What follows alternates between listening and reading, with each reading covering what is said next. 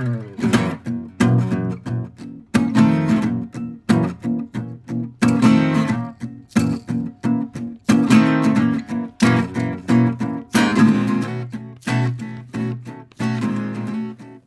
everybody, I'm Perry and this is my Bourbon Podcast. Welcome back for another week. Super excited to have you all here. And I have a couple of special guests on the show this week as well. It's the Bourbon Boyz. It's Chad and Tyler. What's up, guys? What's going on? Fantastic to be here, man. I appreciate it. Welcome on to the show. Yeah, Chad told me not to laugh too much or else I might get in trouble with some distilleries, but we're going to be careful about that. I think we're just going to jump pretty much right into it. So here's how this is going to go. This episode is actually going to be the first of a two-part crossover episode is what we were kind of calling it. Yeah. Right? So after you finish this episode, head over to Chad's feed at the Bourbon Boyz podcast, and you can check out part 2 where we're going to be doing a Four Roses. Are they all different recipes? There's between the 10, there's all 10 recipes in these samples. Holy crap. Okay. So we're supposed to decide what we think it is and score it. All right, great. So we're going to do a Four Roses blind sample set over on the Bourbon Boyz podcast. But before we do that, I brought good stuff. And everybody always says that. oh, by the way, I brought you a little gift. It's nothing much, but thanks. It's a little airplane bottle. It's of literally Weller a Special little Reserve. gift. Yeah. That's better than nothing.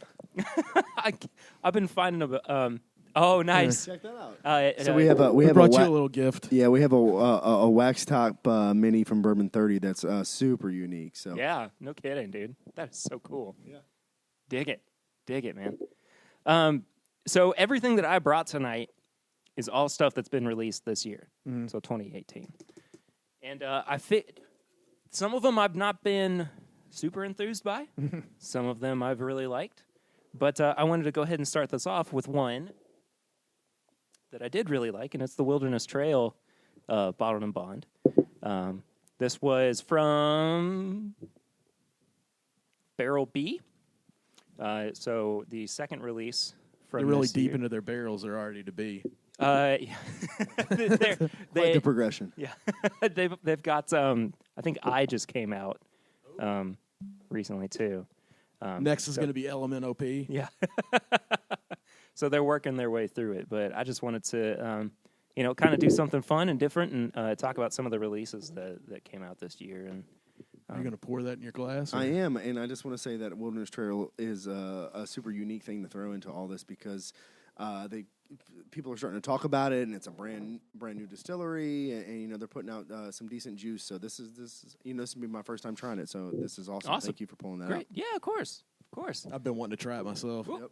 And Tyler almost spilled it already. Yeah, there's a guy in BB&T too who used to work there for a while, so I got to talk to him about his process working there and the juice that they're distilling and whatnot. So this is awesome. Yeah, I'm super excited to try this. Sweet. So we've had this before on the show, of course. This is a single barrel. As I said before, it's Bottled and Bond. This is one of their first releases from Wilderness Trail. It's their own juice, which is awesome. Yeah. 4-year-old product. And, yeah, barreled in 2014.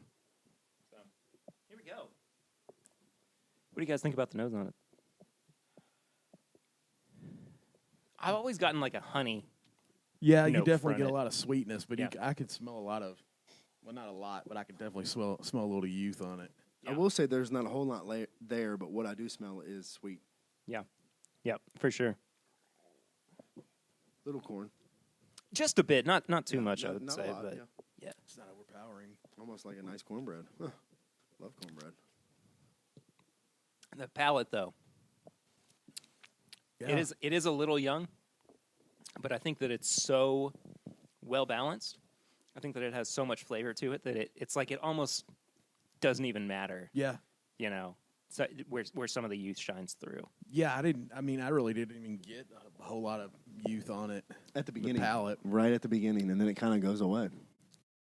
And it's got a pretty nice lingering finish too, which you don't normally get in a younger whiskey. I honestly think what you just said is what makes this whiskey. I think right off the nose, you say, "Wow, there's not a whole lot going there," and then as soon as it hit my tongue and the front, I was like, But then, seriously, kind of the mid palate and then the finish, I was like, okay, it's developing. This is a little bit better of a whiskey. Yeah, for sure. I really do like the finish on it too. Yeah, it's nice and that long, was definitely and the best part of it. The Kentucky Hug is really intense too, which I'm enjoying quite a bit. But this was, I think, the first craft bourbon that I had from this year where I was really like, wow, these guys are doing a lot of things right and are continuing to do a lot of things right. They just released, I think, their small batch version of their Bottled and Bond product. They had a rye that just came out too, which is supposed to be phenomenal. But huge shout out to everybody over at Wilderness Trail. They're Definitely. doing it right. Yeah, they definitely. I've heard nothing but positive things so far when I've heard people talk about it. And now tasting it, it's actually really good. So yeah, I'd say they're on the right track. Yeah, it shows signs for the future for sure. Definitely, and that's kind of the one thing that we've been saying since we first tried it is I wonder what this is going to be like in a couple of years with a little bit more age to it. But, I mean, because if it's this good now, it's bound to be really good. You'd think so. In a couple of years. But you hope so at the very least. But I remember they were at the Beer Fest in Lexington. Mm-hmm. They came one of the first few years, and I think they had brandy at that point or vodka. I can't remember what it was. Okay. Yeah.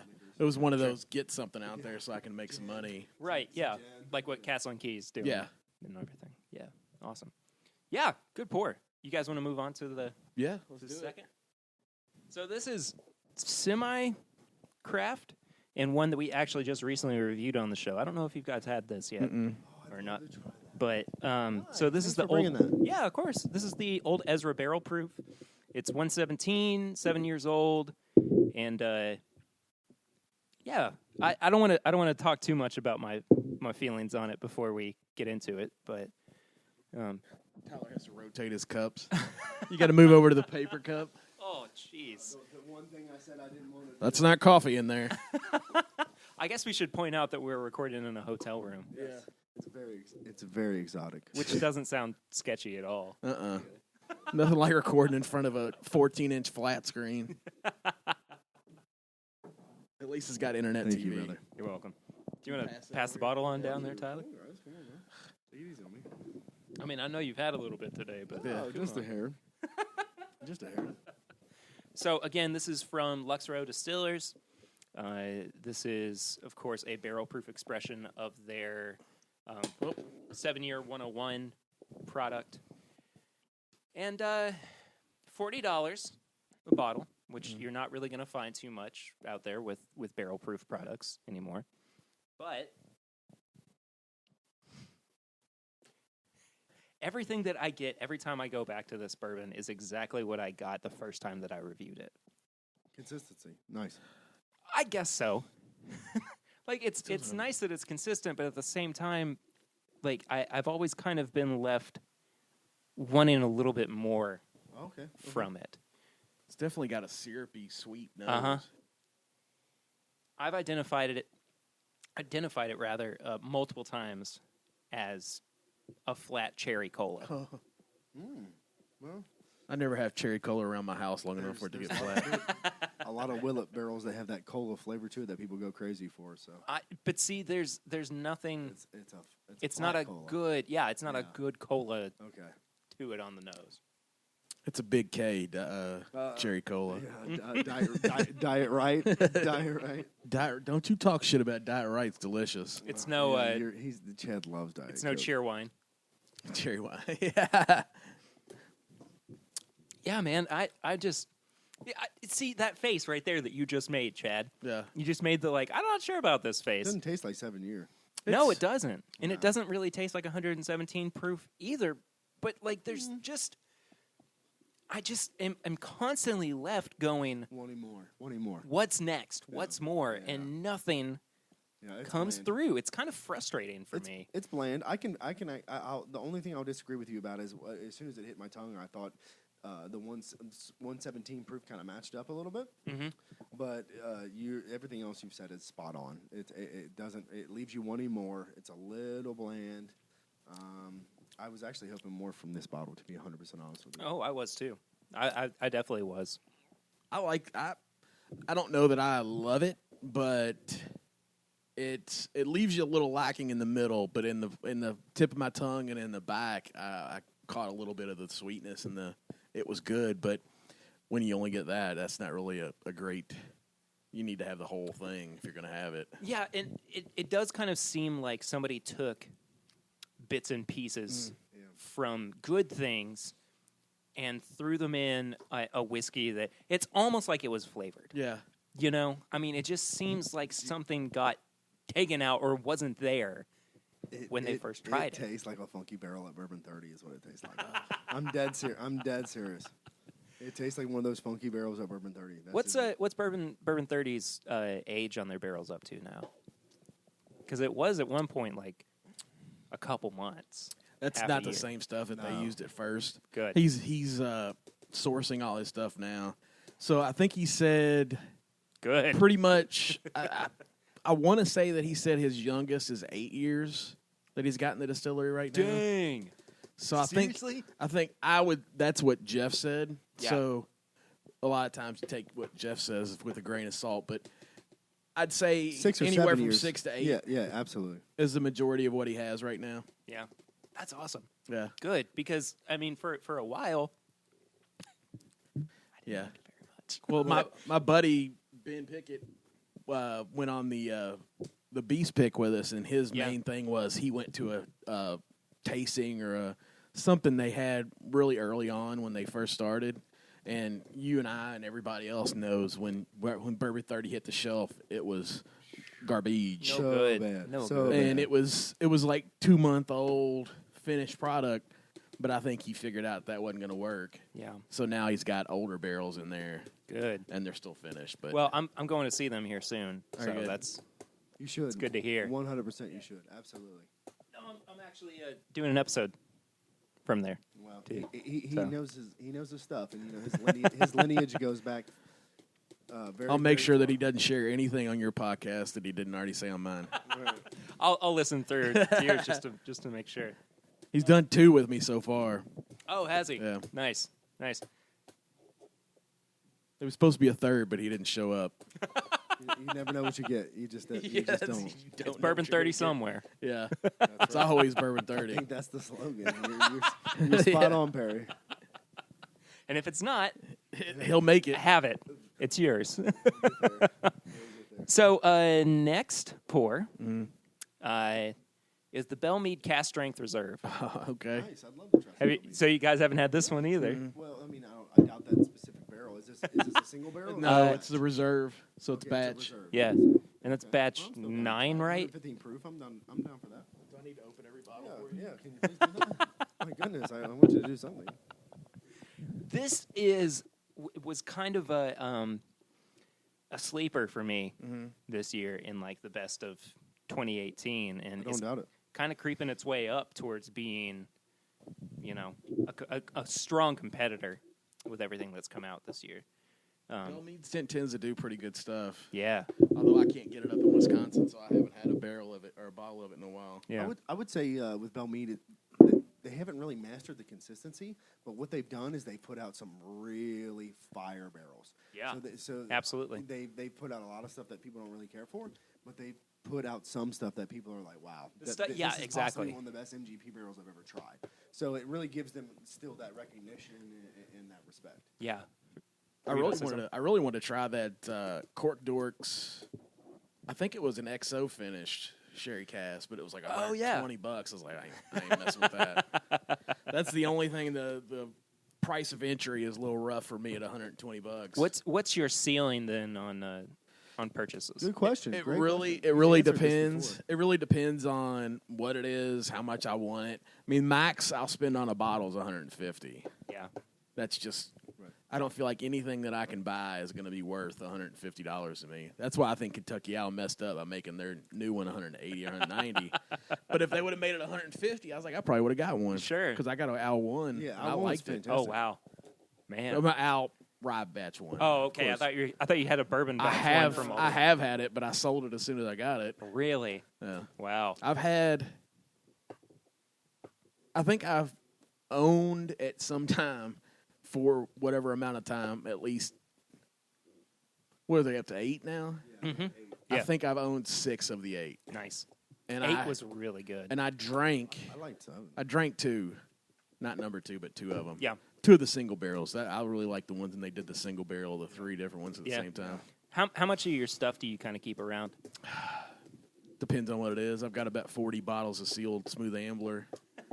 Those are like that's like my nest egg if I ever need to get a new car or something. Mm-hmm. But most of the stuff now I get mostly store picks, and I almost immediately open it up.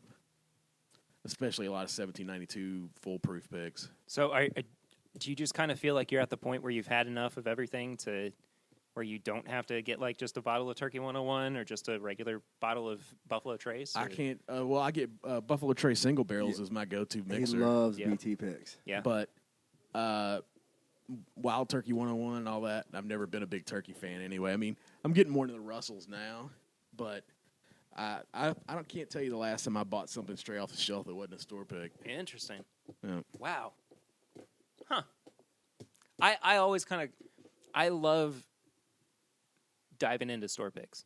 I really do. But I just as much like having my everyday drinkers around that are just kind of the standards that I can go to. And what would that be? Turkey 101. Turkey 101's up there. Elijah Craig is up there. It used to be, but it's not anymore. Heaven Hill Bottled and Bond. R.I.P. Well, he and I are in a cost and shipping group that did a blind. This was almost 2 years ago now, and it was maybe 15 different whiskeys, and it was everything from EHT barrel proof to Elijah Craig 18 to all these different whiskeys. And I will say, even though I like Wild Turkey 101, but it's not my favorite. But I will say I want to say when we did that in that group, it was like third. And everything below it was 4 or 5 times its value. Wow. Yeah. So I mean, as much as I am not a huge, I love Russells and I like Wild Turkey, but the 101, I'm not a big fan of it. But that has scored high before in groups that we were in for sure. I mean, there's something to say for consistency, and if that's a flavor you like. Yeah. For me, it's all store picks because I like that variance. I can open up a bottle. It could be complete dog poop, or it could be fantastic. I'm about to go a little bit nerdy on you. Uh-oh. Okay. So the way that I'm not used to that. I got this guy as my co-host. Reckless animal. So the way that I treat store picks is the same way that I treat comic book storylines. So say I really like, the normal Batman line, but if they put out like an alternate universe line, like series for a couple of months, I'm really going to enjoy that. But I also want to have something that I can go back to and kind of gravitate towards. It's just like my home. It's where I feel safe, and I, know it's always going to be there for me. But I also like venturing out and, checking out like the Elseworlds lines or You or have whatever. to But, at some point. yeah. But anyway, that's just kind of how I view store picks, is that they're not like a go-to for me. That's an interesting way of looking at it. I hadn't thought of really it like is that before. actually. I mean, I don't. I like all alternate universes. You do or you Yeah, don't? I do. I just He all. just all wants to alternates. explore. He I want no normal. He's trying to go as far out as you can possibly go. He's the Rick and Morty of Bourbon Boys in this you go. case. So Wow. Wow. Go ahead and throw that He down. did. You did go nerdy on us. Nothing wrong with that. hey, what'd you guys think about this Belle Meade I like it. I do like it. Yeah. MGP? Absolutely. Absolutely. He and I are MGP nerds. Him even more than me, which is hard to believe, but it has all those classic notes. So yeah, especially for a reserve, I do like it. Absolutely. It's definitely very sweet. Yeah. Which is right up my alley. I mean, that would be something I would buy. I don't like earthy stuff at all, so yeah, that's definitely very opposite of anything I would. Neither do I. I actually kind of enjoy it a little bit. Yeah, It I like Scotch too. Then. not particularly. No. earthy. You mean you enjoy this? You mean I enjoy this, Yeah. the earthiness in this. I like the way that it complements the rest of the flavors I didn't really get a ton of earthy in it. I thought it was fruity. Yeah.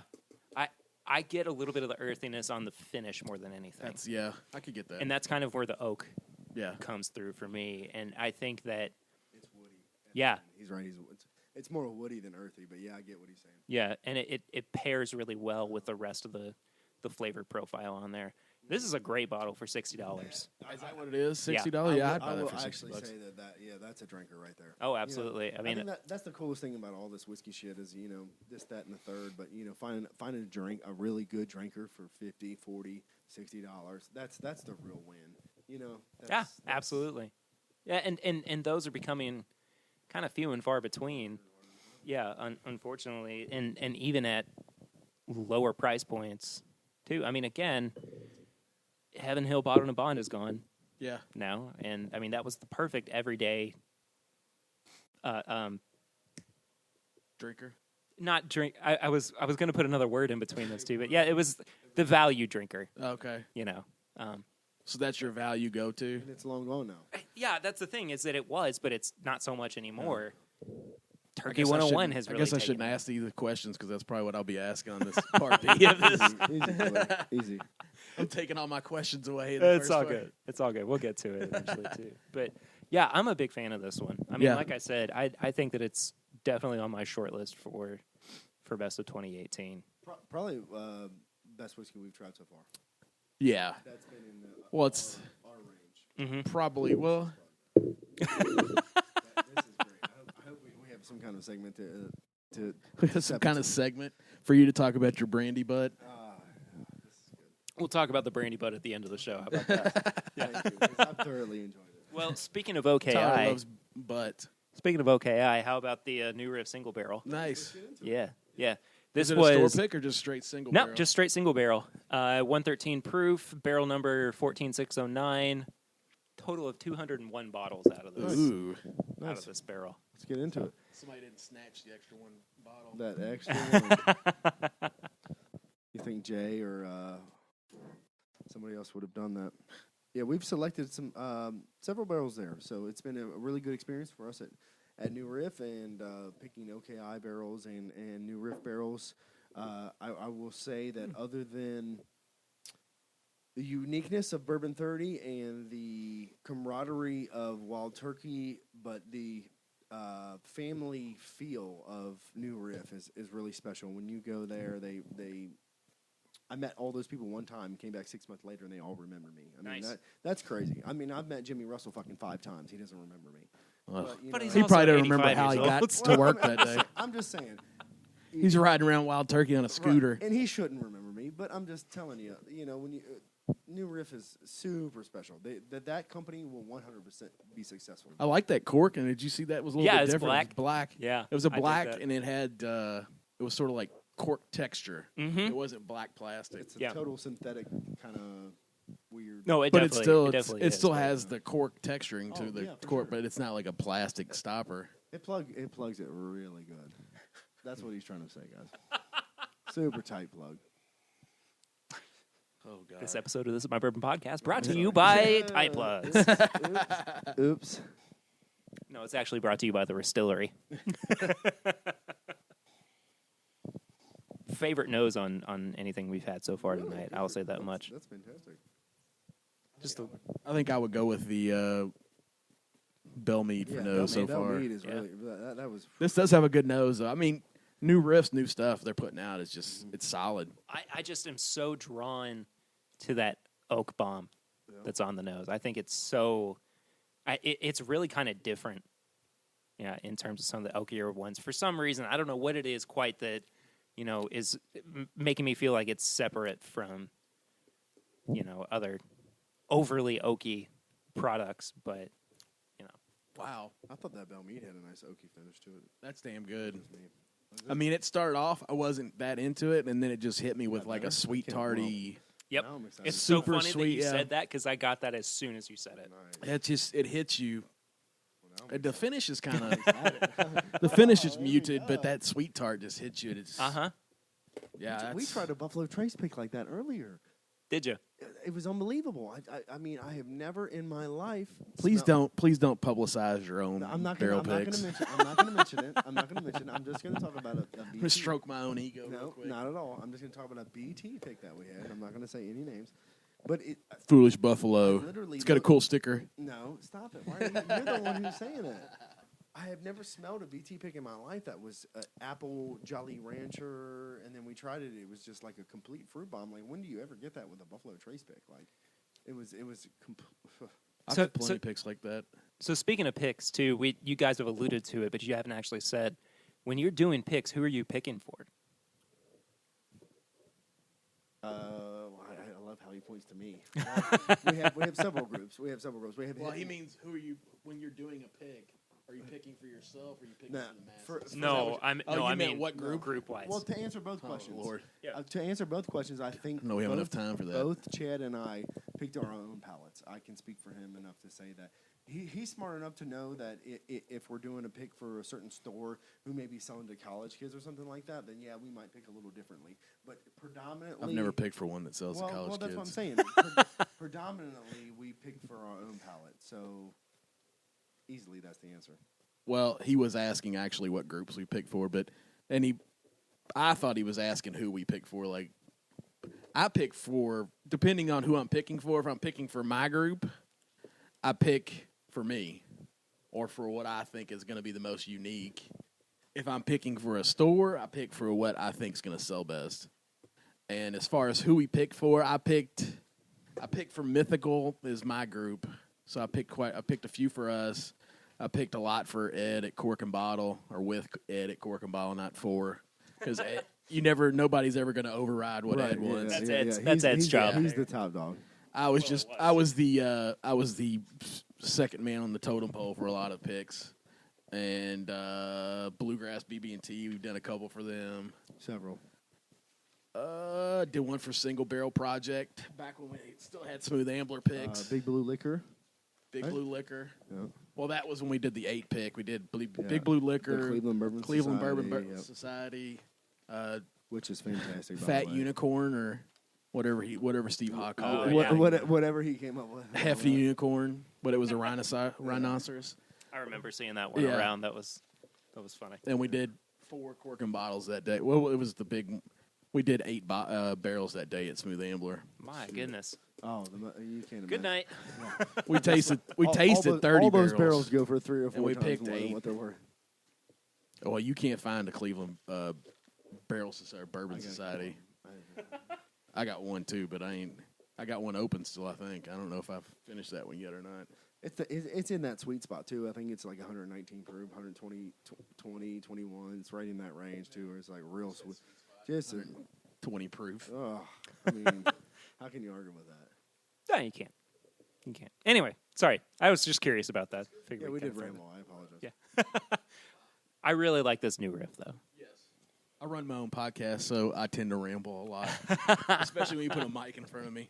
Because I got this guy and his short answers ass. Oops a daisy. All right, so we've kind of had enough time with each of the things that we've tried tonight. What's been the best so far, or the best period out of all of these? Are we going to rank them or best period? Nah, just best period. I don't think we need to have losers in this situation. Well, there's definitely a loser, but we don't need to say it, I guess. I would say the Bell Mead was my favorite. Yeah. And New Riff would probably be pretty close second for different reasons. Yeah. I totally agree with that. I have to mimic it. I really do have to mimic it. Now, that finish on that is a lot earthier than I remember. Mm-hmm. I kind of want to do, because I've recently gotten into just like homemade blends. Mm-hmm.